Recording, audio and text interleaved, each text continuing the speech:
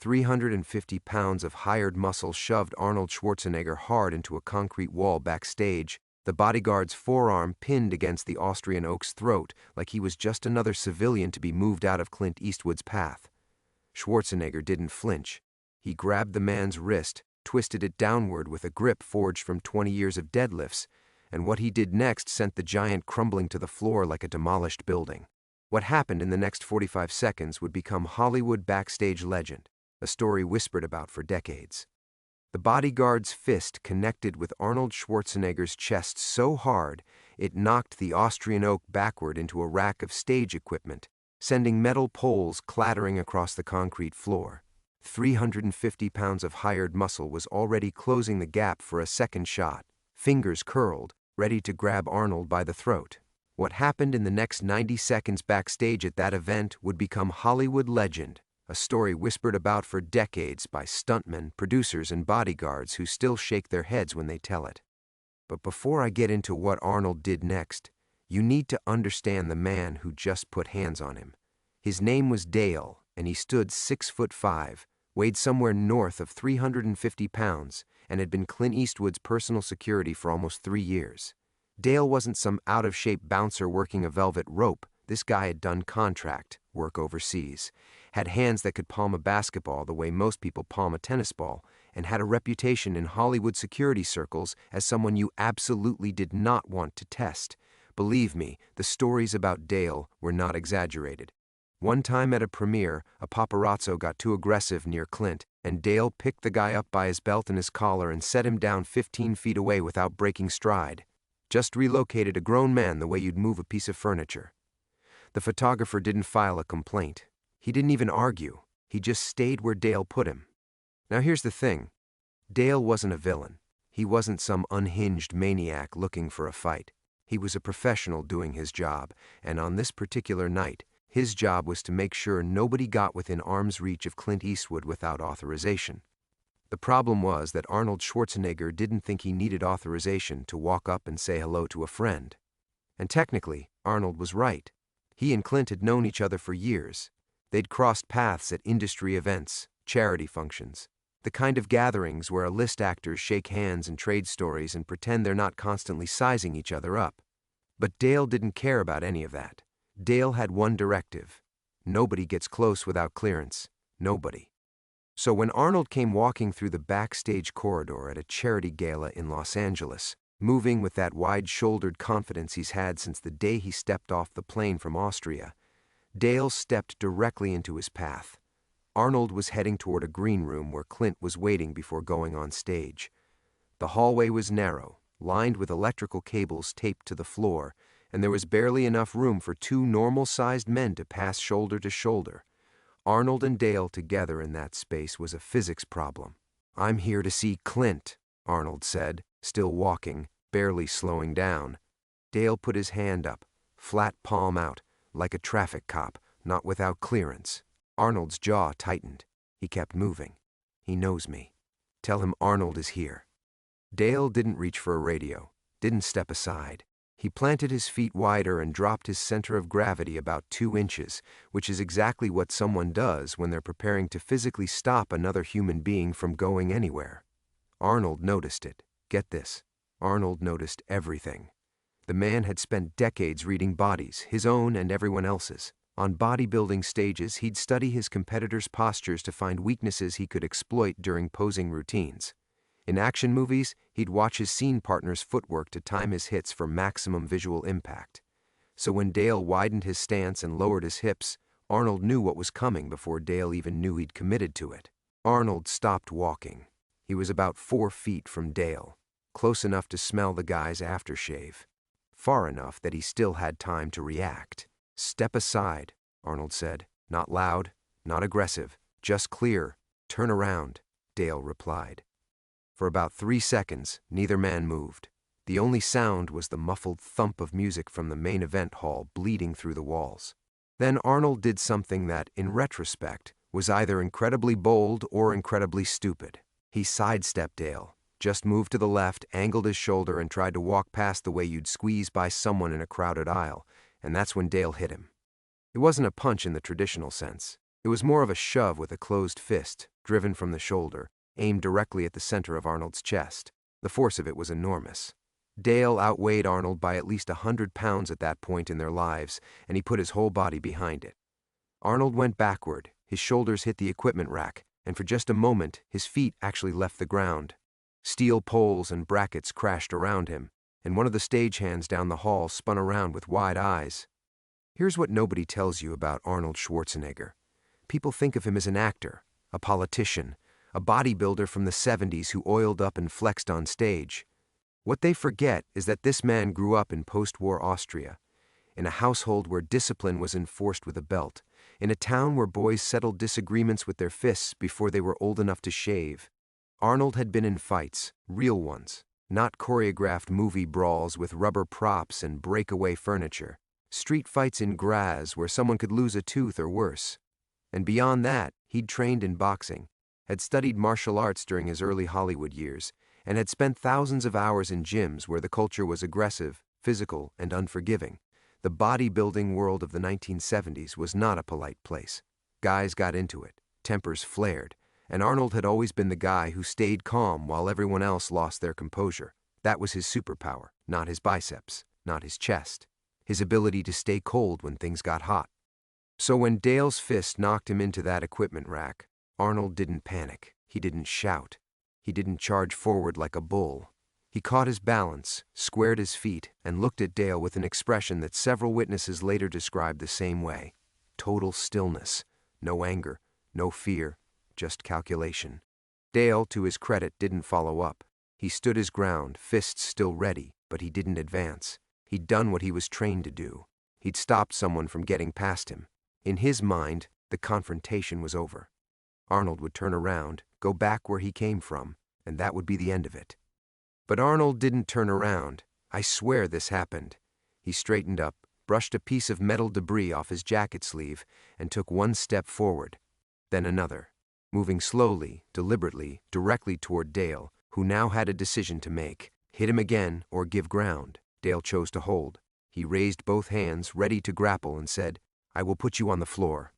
Arnold didn't answer with words. He stopped about 2 feet from Dale, which was way too close for either man's comfort, and he did something that completely short-circuited Dale's programming.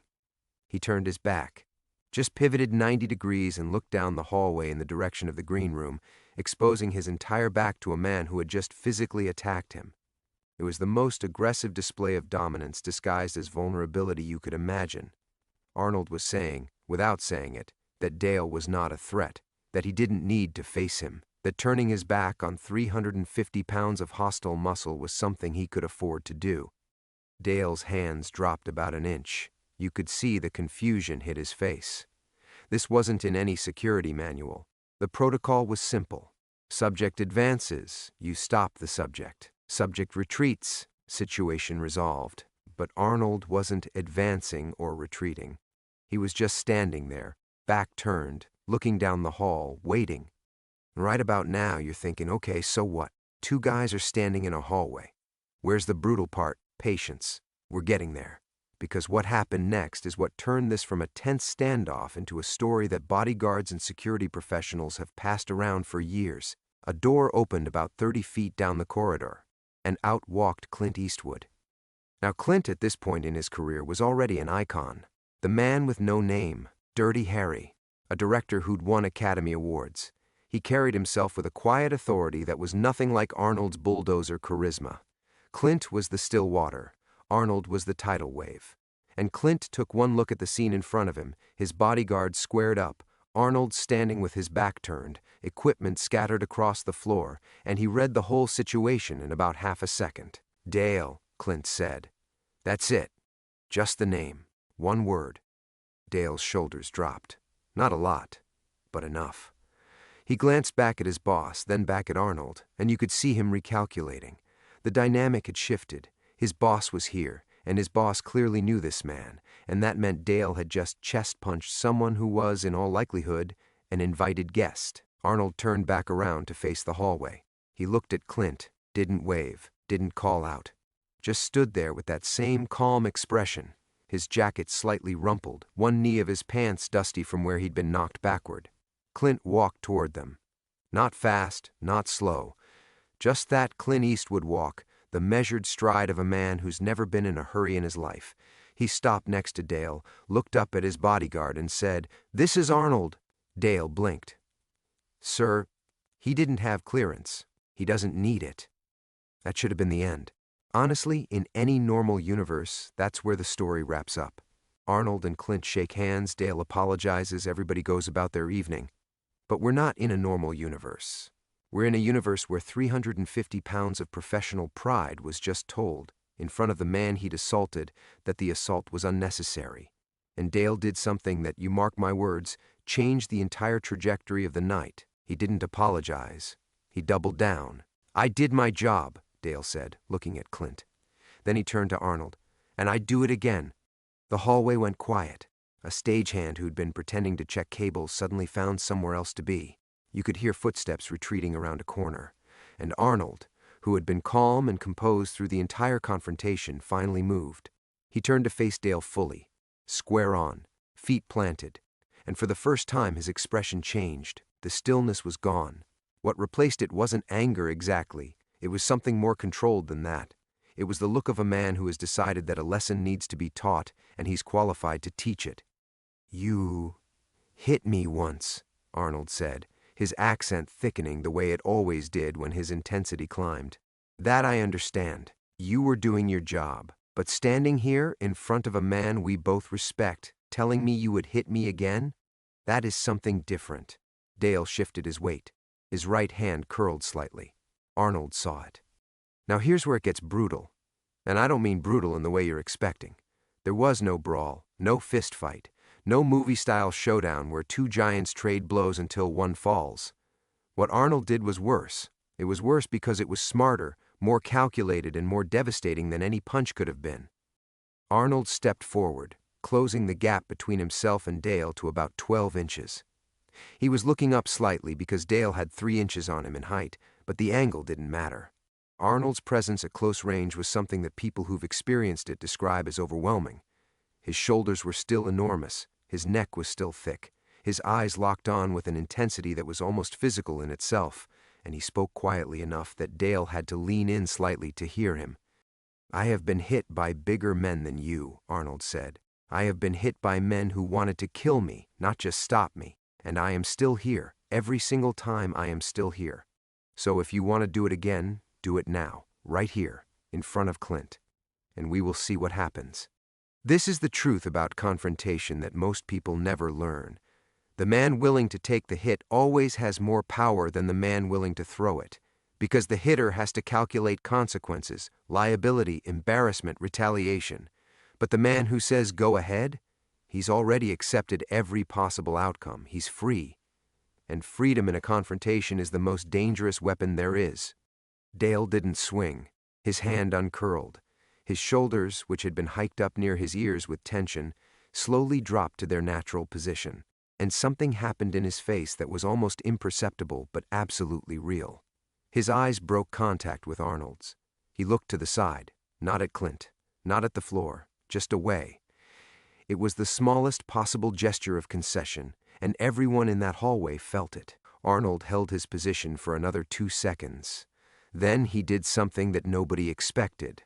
He extended his hand, palm open, offering a handshake, to the man who had just knocked him into a steel rack. "You're good at your job," Arnold said. "Clint is lucky to have you. Now listen, this is the moment. This is the decisive shift. Because Arnold could have humiliated Dale, could have demanded Clint fire him, could have made a scene that would have gotten back to every tabloid and gossip column in Hollywood. He had every right, every justification, and every bit of leverage to destroy this man's career in a single evening. Instead, he extended his hand and gave the man a compliment. Dale looked at the hand. He looked at Arnold's face. And here's the thing that gets me every time I hear this story. Dale's lower lip trembled, just barely. Just for a fraction of a second, this enormous, battle-tested, stone-cold security professional, a man who had physically dominated situations for a living, had a moment where his composure cracked, because he'd expected retaliation. He'd braced for it. He knew how to handle a fight. What he didn't know how to handle was grace. He took Arnold's hand, and Arnold gripped it. Not a dominance squeeze, not a power play. Just a firm, honest handshake between two men who respected physical capability and had just tested each other's limits. Clint watched the whole thing without a word, and when it was done, when hands were released and the tension in that corridor finally broke, Clint looked at Arnold and said something that perfectly captured why Clint Eastwood is Clint Eastwood. "You want a drink?" Arnold laughed. Actually laughed. The first break in his composure since the whole thing started. And the three of them, Arnold, Clint, and Dale, walked down that hallway together toward the green room. Three men who, 5 minutes earlier, had been locked in a confrontation that could have ended careers, friendships, and possibly someone's consciousness. Now they were walking to get a drink. But the story doesn't end there. No way. Because what happened in that green room is what elevated this from a backstage scuffle to something that people in the industry still reference when they talk about how power really works in Hollywood. They got to the green room. It was a modest space. A couple of couches, a table with water bottles and a fruit tray that nobody ever touches, a mirror with those round bulbs around the frame. Clint sat down on one of the couches, crossed his ankle over his knee, and looked completely at ease. Arnold took the other couch. Dale stood near the door, which is what bodyguards do. They stand near doors. And here's where it gets interesting. Arnold started talking. Not about the incident, not about Dale. He started talking about a movie he wanted to make with Clint, a project he'd been thinking about for months. He pitched it right there, in that green room, 5 minutes after being chest-punched by the man standing 6 feet away. He talked about the script, the director he had in mind, the shooting locations. And Clint listened, nodded a few times, asked a question about the budget. This is what separates people who have power from people who pretend to have it. Arnold didn't waste the moment on grievance. He didn't circle back to what happened in the hallway. He used the access he'd fought for, literally fought for, to do business. The whole point of walking down that corridor in the first place was to talk to Clint, and by God he was going to talk to Clint, bruised chest and all. Trust me on this. That takes a kind of mental discipline that most people will never develop.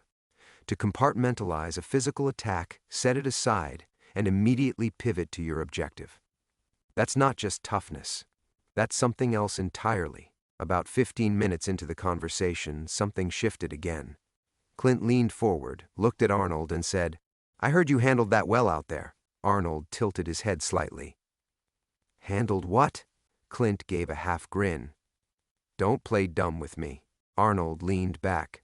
"Let a beat pass. Your man hits hard." Clint nodded. "That's why I hired him. He should work on his footwork," Arnold said, and Clint actually cracked a rare, full smile. Then Clint turned to Dale, who had been standing silently by the door for the entire conversation, and said, "Dale, sit down." Dale blinked. Bodyguards don't sit. Not on duty, not in the presence of the principal. But Clint said it again. "Sit down. Have some water." Dale hesitated, then pulled a folding chair from the corner and sat. He looked uncomfortable. His massive frame made the chair look like it belonged in a kindergarten classroom. And then Clint said something to Dale that, according to everyone who was nearby, completely rewired Dale's understanding of his job. "You're not just protecting me from threats," Clint said, his voice low and even. "You're protecting my relationships, and tonight you almost cost me one." Dale's jaw tightened. He looked at the floor. Then he looked at Arnold, and for the second time that night, his composure bent. "I apologize," he said. 2 words, quiet, direct. No excuses, no justification, no mention of protocols or clearance or job descriptions, just ownership. Arnold nodded once. Nothing else needed. Here's the part that never made the papers. After the event, after Clint went on stage and did his appearance and the gala wrapped up, Arnold found Dale in the parking structure, went looking for him specifically. Dale was standing next to the SUV, waiting for Clint, doing what bodyguards do at the end of the night, which is scanning the parking lot and waiting. Arnold walked up to him. Dale straightened, and Arnold said, "That punch to my chest. How did you learn to generate that much force from a standing position?" Dale stared at him. This was not the conversation he'd anticipated. "Football," Dale said. "Played defensive line. You learned to punch from your hips." Arnold nodded. "Show me the mechanics." And this is real. In a parking structure in Los Angeles, at close to midnight, Arnold Schwarzenegger and Clint Eastwood's 350-pound bodyguard, spent 20 minutes going over the biomechanics of a standing chest punch. Arnold asked questions about foot placement, hip rotation, shoulder engagement. Dale demonstrated the movement in slow motion, and Arnold mimicked it, adjusting his stance based on Dale's corrections. Two men who'd been in a physical confrontation 3 hours earlier were now teacher and student, sharing knowledge, finding common ground in the language of the body. Now that is something you won't find in any tabloid. That's not a story about conflict. That's a story about what happens after conflict when both people involved are secure enough to let it go. But wait, because the real payoff of this whole story came months later, and this is where the legend earns its name. Arnold was shooting a film, action movie, the kind he'd done 100 times. There was a scene that required him to take a hit to the chest and sell the impact without a stunt double. The director wanted it to look real, visceral, the kind of hit that makes the audience flinch. And Arnold remembered that night in the hallway. He remembered the way Dale's fist connected, the way his own body flew backward, the involuntary gasp when the air left his lungs. He used it. He told the stunt coordinator exactly how the hit should land, referenced the hip rotation Dale had taught him in the parking structure, and coached the stunt performer on the precise angle and follow-through. The scene ended up in the final cut. Critics called it one of the most realistic hit reactions they'd seen in an action film in years, and nobody knew where it came from. Nobody knew that the authenticity of that moment on screen was born from a real confrontation in a real hallway with a real bodyguard who had real intentions behind his fist. That's how Arnold operated. Every experience was material. Every confrontation was a classroom. Every person who crossed him, challenged him, or tried to stop him became an unwitting teacher, and the man learned from everyone, from training partners who outlifted him, from directors who challenged his acting, from politicians who tried to outmaneuver him, and yes, from a 350-pound bodyguard who hit him in the chest and taught him something about force generation that he'd never learned in a gym. Now, if you've made it this far into the story, you already know what this channel is about. We tell stories about legends, real ones, the kind of people who turn confrontation into opportunity and obstacles into fuel. If that's the kind of content that makes you lean forward and pay attention, hit subscribe right now and turn on notifications, because the stories coming next week are even wilder than this one, and I'd hate for you to miss them. But we're not done yet, because there's one more piece to this story that ties the whole thing together.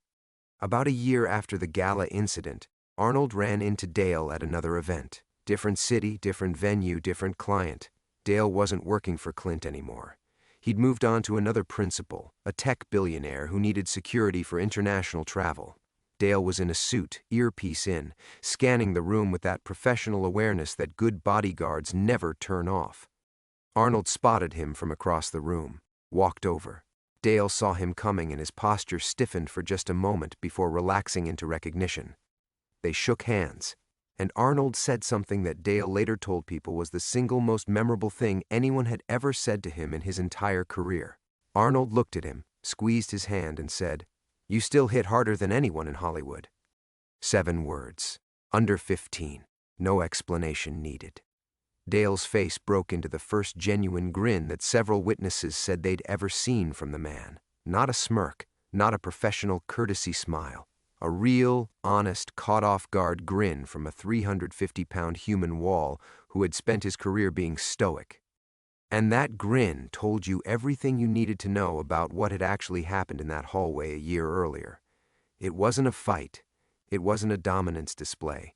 It wasn't a story about who was tougher or who backed down. It was a story about two men who operated at the extreme edges of physical capability, recognizing each other, respecting each other, and finding, in the aftermath of a collision that could have been ugly, something more valuable than pride. See, the world wants you to believe that strength is about who hits hardest, who stands tallest, who refuses to bend, and yeah, those things matter. Dale's punch mattered, Arnold's refusal to leave mattered, but what mattered most was what happened after the power had been tested and the dust had settled. Arnold's extended hand, Dale's quiet apology, Clint's one-word correction that taught his bodyguard more about protection than any training manual ever could. The legend isn't about the hit. It was never about the hit. The legend is about what came after.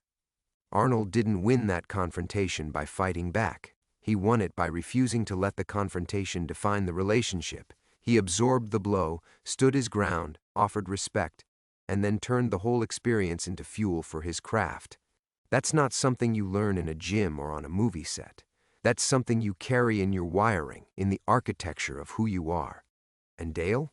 Dale became one of the most sought-after security professionals on the West Coast.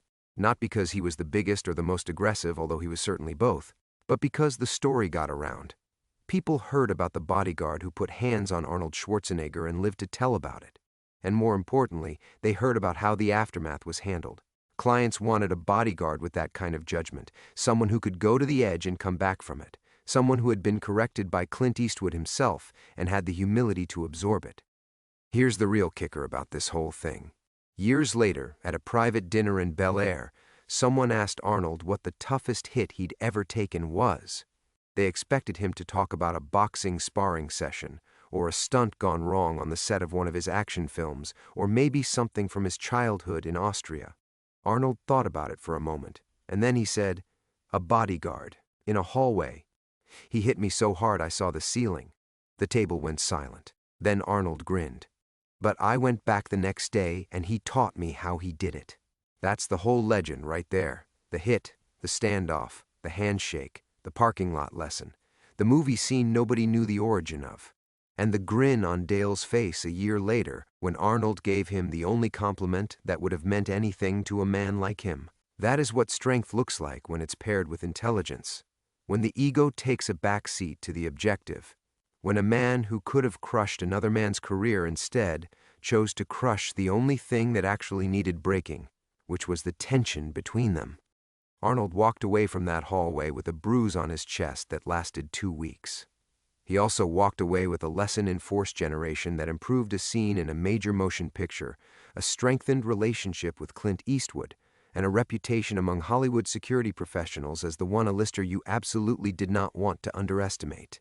Not because he would hurt you, but because he would handle you in a way that made fighting back seem foolish. And that's the story. A bodyguard attacked Arnold Schwarzenegger backstage. What came next wasn't a brawl. It wasn't a lawsuit. It wasn't a tabloid scandal. It was something far more brutal than any of those things. It was a demonstration of control so complete, so measured, and so devastatingly effective that the man who threw the punch ended up being the one who walked away changed. The legend was never about who was stronger. It was about who was smarter. And on that night, in that hallway, with steel poles scattered across the floor and 350 pounds of hostile intent standing between him and where he wanted to go, Arnold Schwarzenegger proved what he'd been proving his entire life. You don't go through the wall. You don't go around the wall. You make the wall want to move.